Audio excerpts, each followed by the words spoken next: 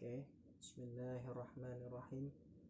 Assalamualaikum warahmatullahi wabarakatuh. Waalaikumsalam warahmatullahi wabarakatuh.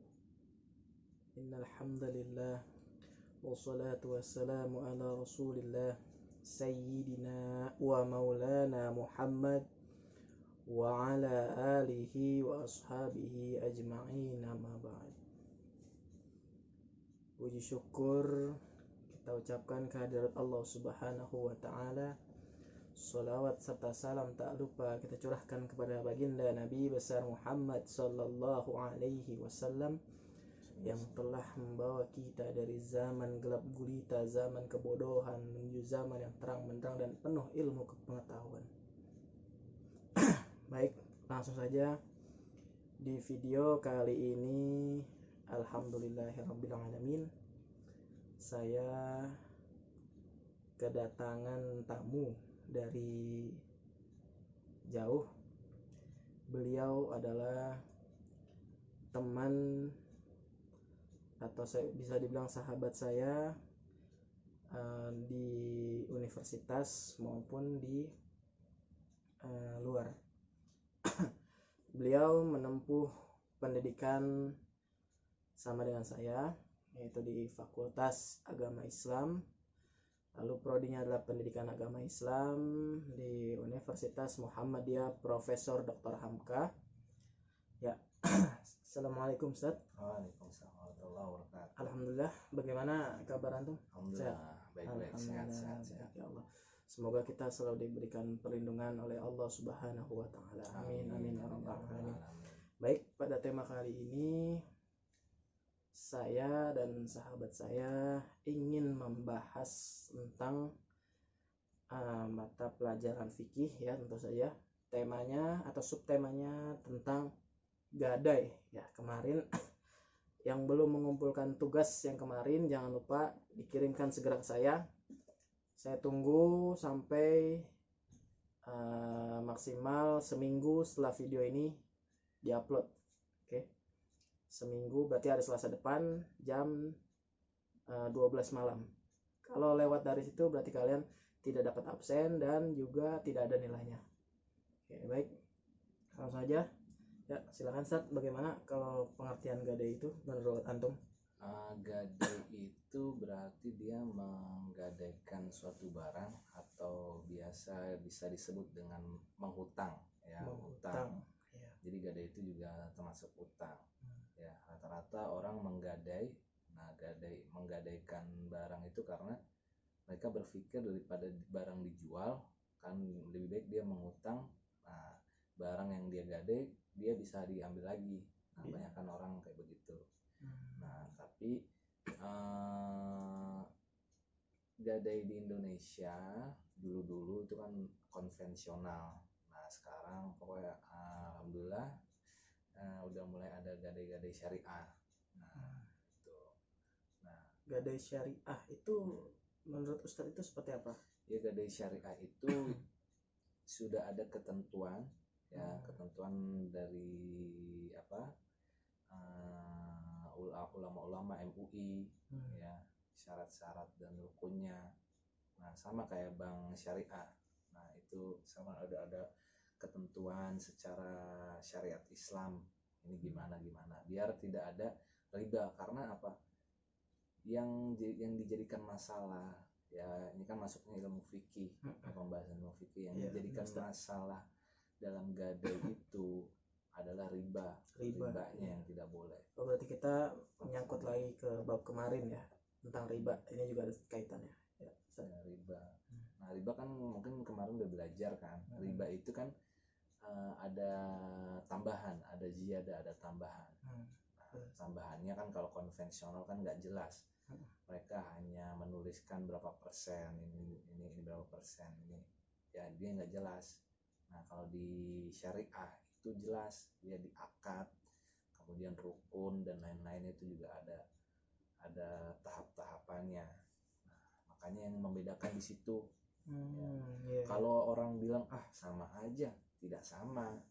Oh, tidak sama. Gadai biasa dengan gadai syariah itu berbeda. Nah, sama kayak bank, ya. bank syariah dan bank konvensional ya. Kalau ada yang bilang sama aja Pak, ini ada ini itu ya, tidak sama ya, karena apa, ada sistemnya, ada akadnya. Awalnya itu bagaimana. Nah di syariah seperti itu kan. Kalau di konven kan bunga dia riba mau yang berapa persen, nah itu kan nggak jelas ya. Kalau di ini kan bagi hasil di bank syariah dan lain-lain seperti itu. Kalau menurut antum, kalau kita menggadaikan barang di pegadaian syariah, menurut antum kita bisa rugi apa tidak? Nggak rugi. Nggak rugi. Ya, karena kenapa? Ya sistemnya sesuai dengan syariat-syariat Islam. Ya, contohnya kalau misalnya kita tidak bisa melunasi sampai jatuh tempo, nah nanti barang yang kita gadai itu dijual. Nah kemudian harganya harga yang mereka pinjam itu dibalikin lagi. Nah sisanya ya tetap dibalikin, tapi utangnya juga dibalikin. Nah, jadi utang yang dia pinjam kembali sama barang dia kembali sama uang sewa.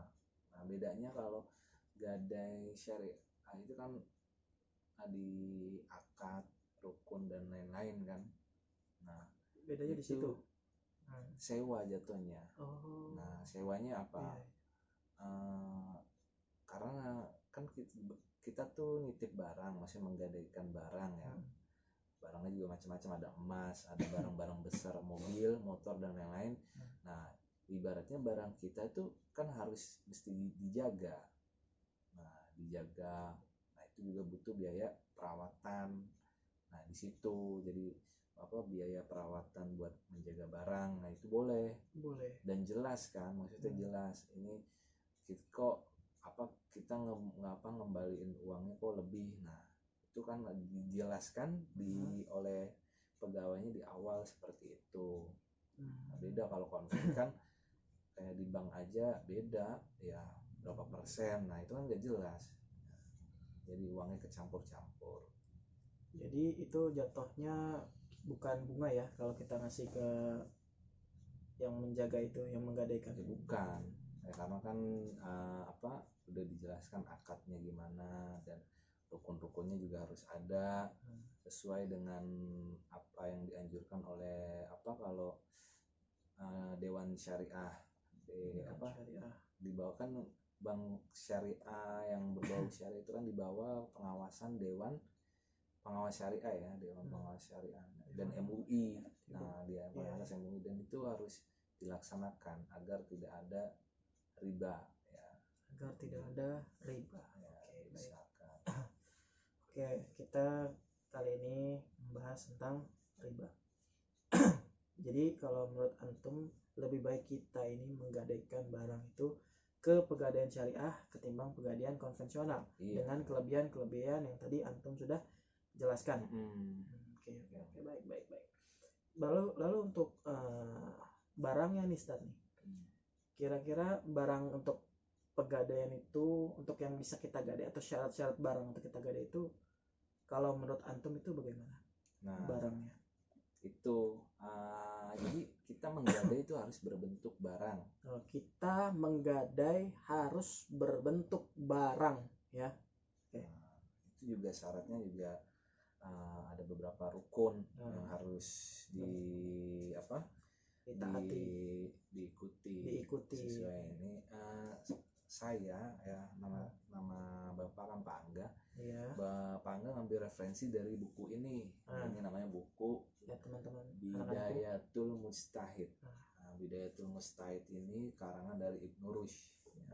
Orang Barat menyebutnya Averroes. Averroes, tokoh Muslim ya, tokoh filsafat dan luar biasa ya. Ini buku legendaris, buku rujukan umat Islam, yaitu namanya Bidayatul Mujtahid. Buku ini berisi tentang pendapat-pendapat 4 imam mazhab ya, Imam Syafi'i, Maliki, Hambali, Imam Ahmad. Nah, empat mazhab ini membahas tentang hukum fikih. Nah, mereka berpendapat tentang gimana. Nah, ini di buku ini dibahas. Ya, mungkin Pak Angga bisa jelaskan sedikit. Nah, oke. Ya. Sekarang kita akan membahas tentang rukun ya. Di dalam gadai, itu ada beberapa rukun. Nah, rukun yang pertama, orang yang menggadaikan. Nah, orang yang menggadaikan ini apa kriterianya? Nah, ingat ya, rukun itu berarti harus dilaksanakan sama kayak rukun sholat, rukun puasa, rukun haji. Nah, itu hukumnya ya wajib. Ibaratnya wajib ya. Kalau rukun nggak dikerjakan, sholatnya nggak sah. Nah, itu rukun. Di sini ada rukun gadai. Nah, rukun wajib dilaksanakan. Oke. Nah, yang pertama membahas tentang rukun pertama itu orang yang menggadaikan. Nah, syarat rukunnya apa? Rukunnya orang itu harus sanggup melunasi hutang. Nah, tuh. Orang itu harus sanggup melunasi hutang.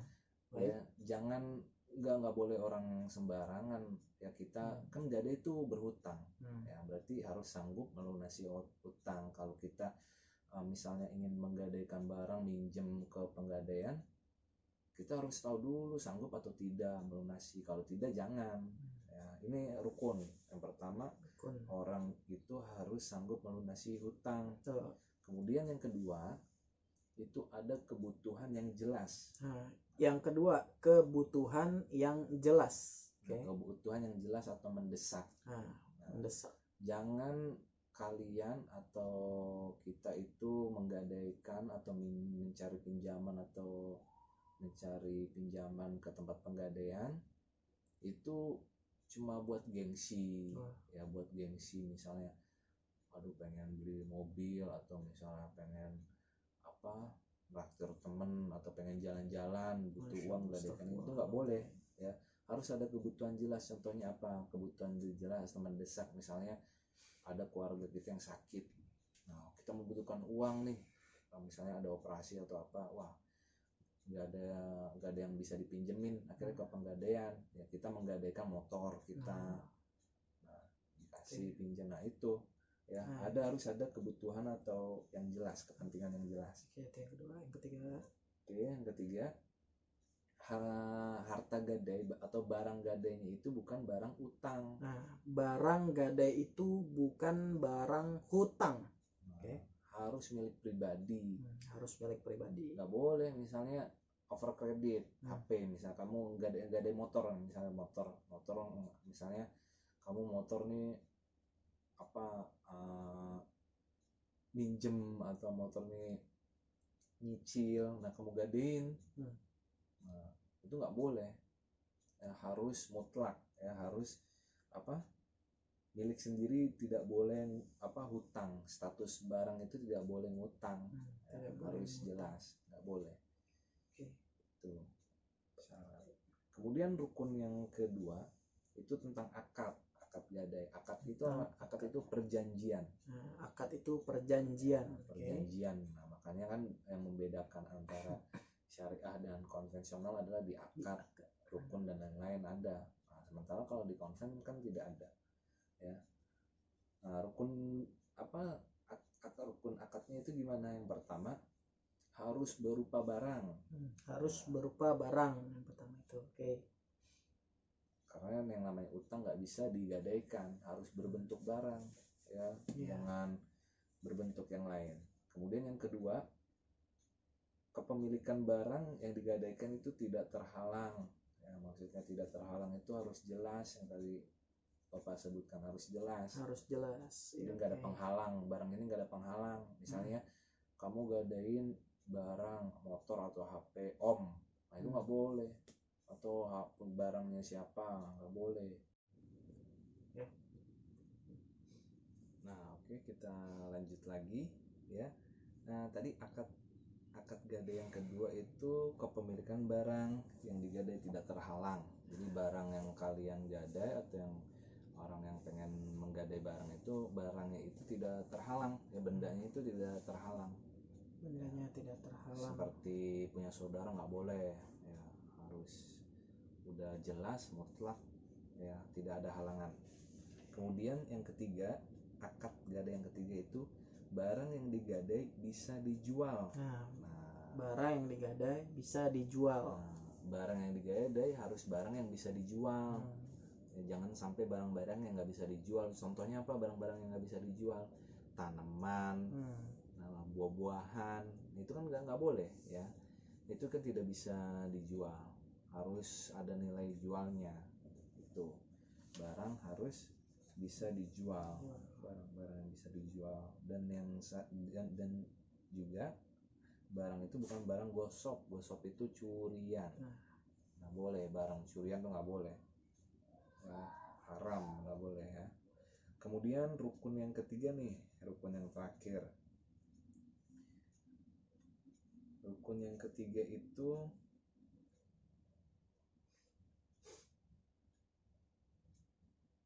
seperti sama yang kayak tadi ya, bahwa gadai itu dapat dilakukan untuk semua barang yang berharga dan dapat dijual. Jadi sama kayak tadi ya, barang yang harus bisa dijual, ada nilai jualnya. Seperti yang sudah saya jelaskan bahwa kita alhamdulillah di Indonesia itu ada syariah. Nah, kita harus mendukung ya program-program syariah agar kenapa? Agar kita bisa terbebas dari riba. Nah, ini adalah salah satu bentuk usaha para ulama kita, usaha MUI agar orang Islam itu tidak terlibat riba, karena yang diperbolehkan dalam Islam itu jual beli. Ya jelas di dalam Al-Qur'an ayatnya wa halallahul bai'. Nah, bai' itu jual beli, dagang. Allah itu menghalalkan perdagangan. Wa haromar riba, dan Allah itu melarang riba. Nah, itu ya cukup seperti itu Ustaz jelasan yang tentang tema gadai kali ini. Oke, baik.